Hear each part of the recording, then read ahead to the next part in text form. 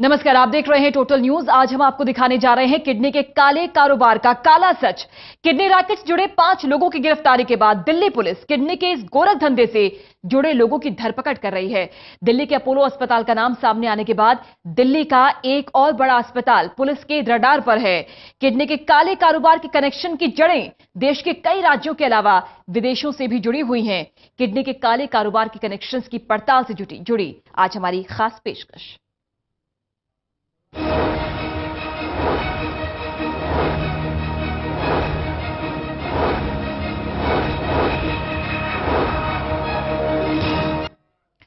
एक कहावत है कि जब ऊपर वाला देता है तो छप्पर फाड़ कर देता है। ये कहावत किडनी मामले में दिल्ली पुलिस पर एकदम सटीक बैठती है। वो कैसे, देखिए रिपोर्ट।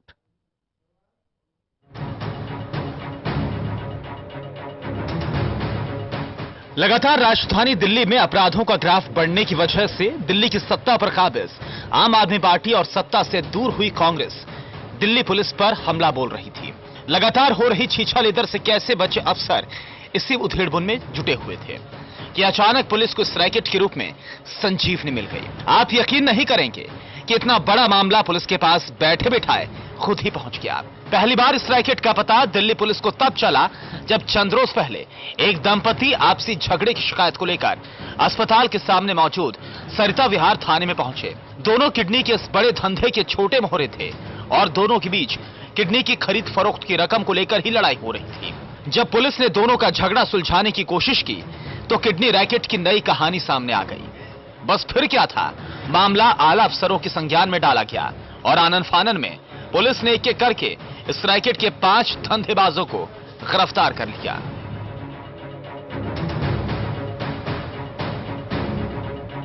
जी हां, वही अपोलो अस्पताल जहां अक्सर जानी मानी हस्तियां अपना इलाज कराने के लिए पहुंचती हैं, जिस अस्पताल को तमाम सुविधाओं से लैस माना जाता है।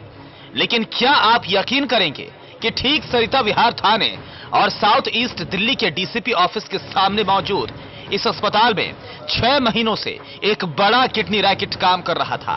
एक ऐसा किडनी रैकेट जिसके तार सिर्फ देश ही नहीं बल्कि विदेशों तक फैले हुए थे और जिसने अब तक धंधेबाजी में लाखों नहीं बल्कि करोड़ों रुपए के वारे न्यारे कर दिए।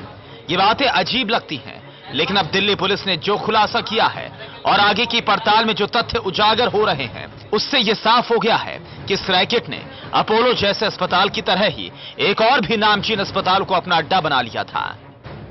Special desk, total news. एक और जहां दिल्ली पुलिस के हत्थे चढ़े शैलेश के परिजन उसे निर्दोष बता रहे हैं, वहीं उसके घर और परिवार के हालात ये बता रहे हैं कि सिर्फ ये लोग वो हैं जो छोटे लालच में इस बड़े गैंग के सदस्य बन गए, जबकि हकीकत में इन्हें इस कारोबार की मलाई से सिर्फ खुरचन भरी मिली है। मोटे मुनाफे वाली मछलियां अभी पकड़नी बाकी है।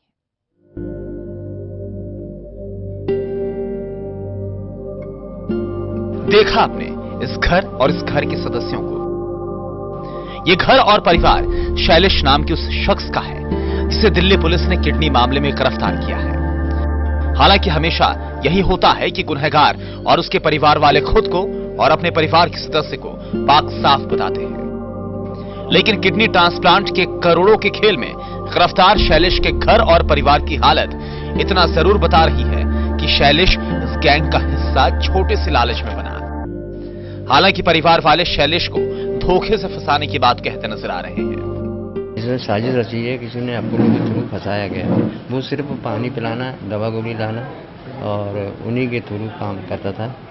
हमारे घर पर वो यही बताता था कि हम ऐसे ऐसे काम करते हैं। इस मामले में कभी भी जिक्र नहीं किया और नहीं कभी बताया उसको। तो हमारी कहना यही है हमारा लड़का जो है बेकसूर है, उसको बेइज्जत छोड़ा जाए।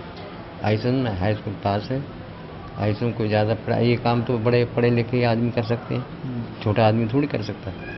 करोड़ों के इस खेल और अंगों के कारोबार में एक एक ग्राहक से 40 से 50 लाख रुपए तक लिए जाते थे। लेकिन उस बड़े खेल से जुड़े शैलेश के घर और परिवार की हालत आप एक बार फिर से देखिए और तय कीजिए कि क्या अंगों के इस कारोबार की ये बड़ी मछली है या फिर छोटी मछली।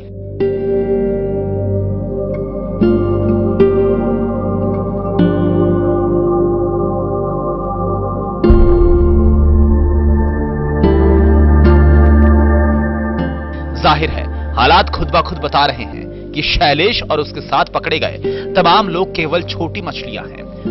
बड़ी मछलियां कब तक और कैसे पकड़ी जाएंगी, ये सवाल, साथ ही सवाल ये भी है कि क्या वास्तव में बड़ी मछलियों का पकड़ा जाना मुमकिन हो भी पाएगा।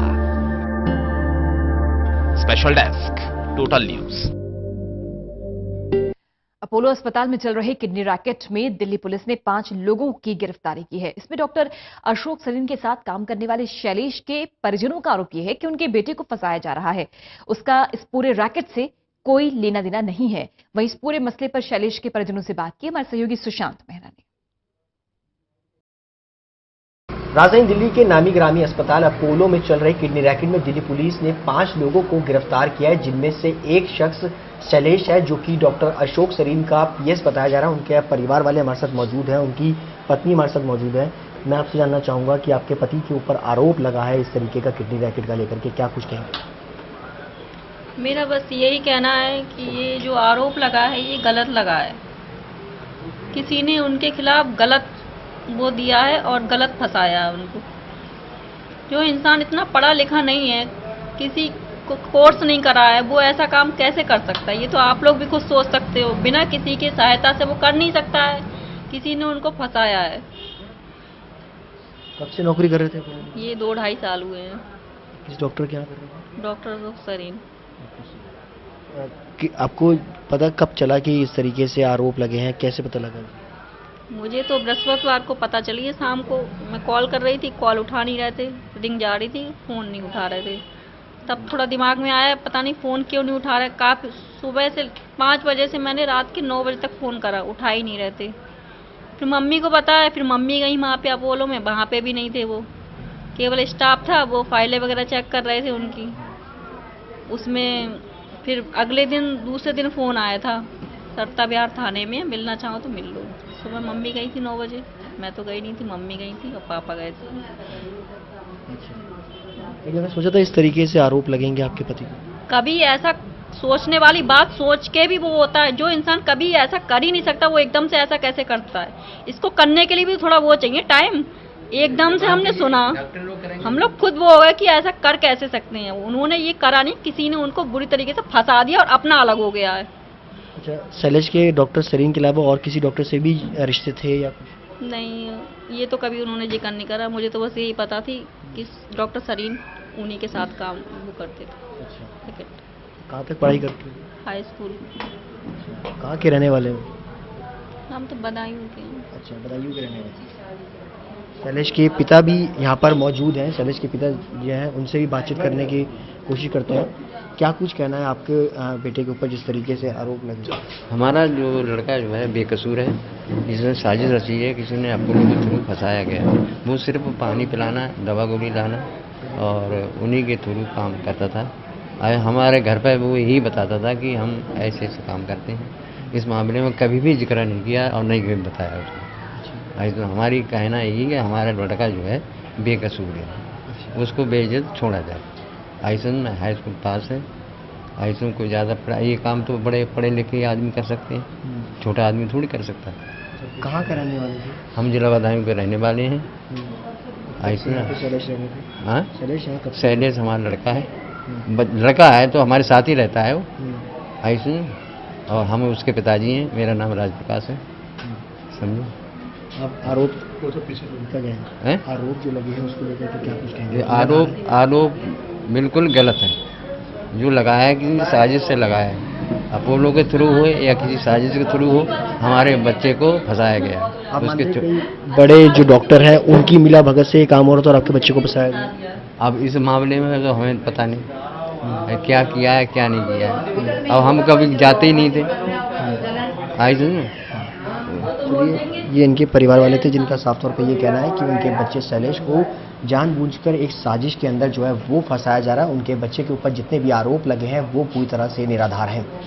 कैमरा पर्सन शूरवीर के साथ सुशांत मेहरा, टोटल न्यूज, दिल्ली।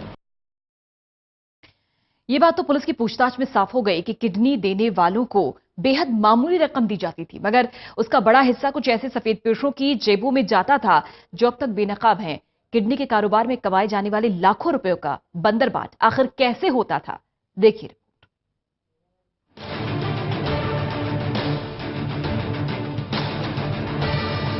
इस रैकेट में हर धंधेबाज के हिस्से का काम बटा हुआ था। कुछ लोग शिकार यानी डोनर की तलाश करते थे, जबकि कुछ रिसीवर की। फिर शिकार और डोनर को रिश्तेदार दिखाने के लिए फर्जी कागजात बनाए जाते थे। अस्पताल के मुलाजिम इस काम में उनकी मदद करते थे। फिर डोनर और रिसीवर को अस्पताल में भर्ती करवाया जाता था और 10-15 दिनों में डील पूरी हो जाती थी। रैकेट में रुपयों की बंदरबाट अपने आप में एक चौंका देने वाली बात है। यह रैकेट किडनी के लिए जरूरतमंद से 20 से 25 लाख रुपए वसूलता था। इसमें बिचौलियों को 2 से 3 लाख रुपए मिलते थे, जबकि डोनर को सिर्फ 3 से 4 लाख रुपए। लेकिन इस खरीद फरोख्त की एक मोटी रकम रहस्यमयी तरीके से गायब हो जाती थी। कहने का मतलब ये कि इस रकम का छोटा हिस्सा डोनर और मिडलमैन को मिलता था, जबकि रिसीवर से वसूले जाने वाली मोटी रकम का सबसे बड़ा हिस्सा आखिर जाता कहां था, फिलहाल किसी को पता नहीं। और बस इसी सवाल ने पुलिस को इस धंधे की बड़ी मछलियों का पता लगाने के लिए मजबूर कर दिया। यही वजह है कि अब पुलिस ने अपोलो अस्पताल प्रबंधन को भी सवालों की एक लंबी फहरिस्त सौंप दी है। पुलिस को लग रहा है कि अभी इस मामले में कई और खुलासे हो सकते हैं। मुमकिन है कि धंधे में कोई डॉक्टर या बड़े लोग यानी बड़ी मछलियां शामिल हों। Special desk, total news. एक ब्रेक ले रहे हैं, लेकिन ब्रेक के उस पार आपको दिखाएंगे कि इस कनेक्शन के तार कहां-कहां से जुड़े हैं।